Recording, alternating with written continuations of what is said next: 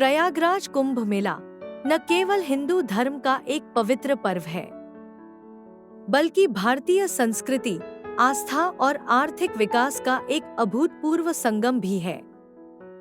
इस मेले का भव्य आयोजन प्रयागराज में किया जा रहा है, जो 13 जनवरी 2025 से 26 फरवरी 2025 तक चलेगा। कुंभ का अर्थ होता है कलश, जो यहाँ अमृत कलश का प्रतीक है। यह घटना उस समय की है जब देवताओं और असुरों के बीच संग्राम के बाद दोनों पक्ष समुद्र मंथन के लिए सहमत हुए थे। समुद्र को मथने के लिए मथनी और नेति भी उसी अनुरूप चाहिए थी। इस कार्य के लिए मंदराचल पर्वत को मथनी और नागवासुकी को नेति बनाया गया।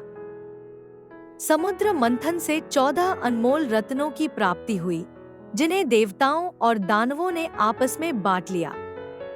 लेकिन जब धन्वंतरी ने अमृत कलश देवताओं को सौंपा, तो दानवों में असंतोष उत्पन्न हो गया और स्थिति युद्ध तक पहुंच गई।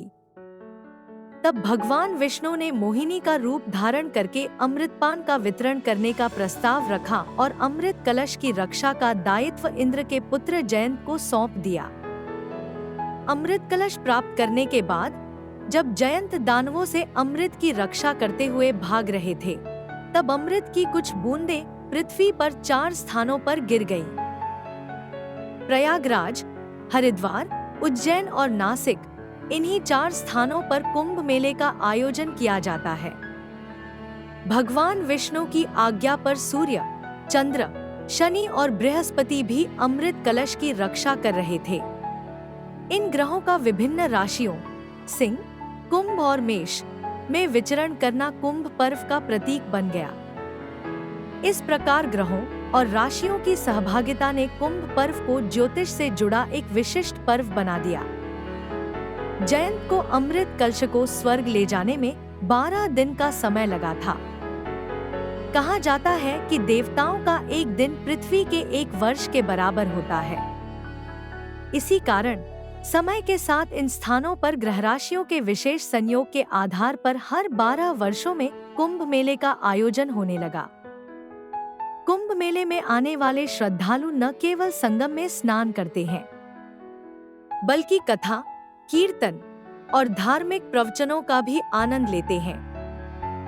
प्रमुख अखाड़ों के साधु संतों की भव्य शोभायात्राएं और पवित्र स्नान की परंपरा इस आयोजन की दिव्यता को और भी अधिक बढ़ा देती हैं। यहाँ आकर संगम में स्नान करने से पापों से मुक्ति और मोक्ष की प्राप्ति का विश्वास किया जाता है।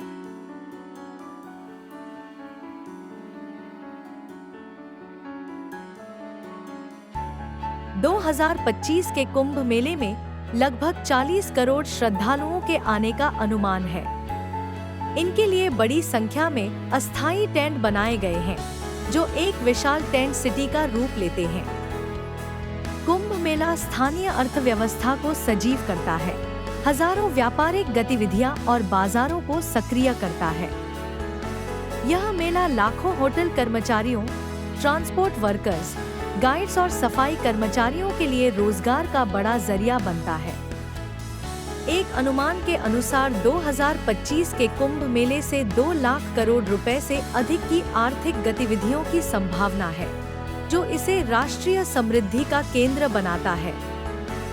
उत्तर प्रदेश सरकार ने 2025 के कुंभ मेले के लिए विश्व स्तरीय बुनियादी ढांचे, बचाव और सुरक्षा की व्यवस्थाएं की है।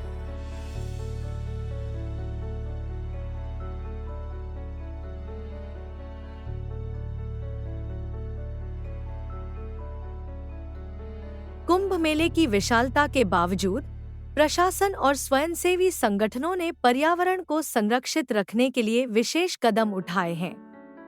गंगा की सफाई के लिए अत्याधुनिक जल शुद्धिकरण संयंत्र लगाए गए हैं। 2025 का कुंभ मेला भारतीय डिजिटल पावर का प्रतीक बन गया है।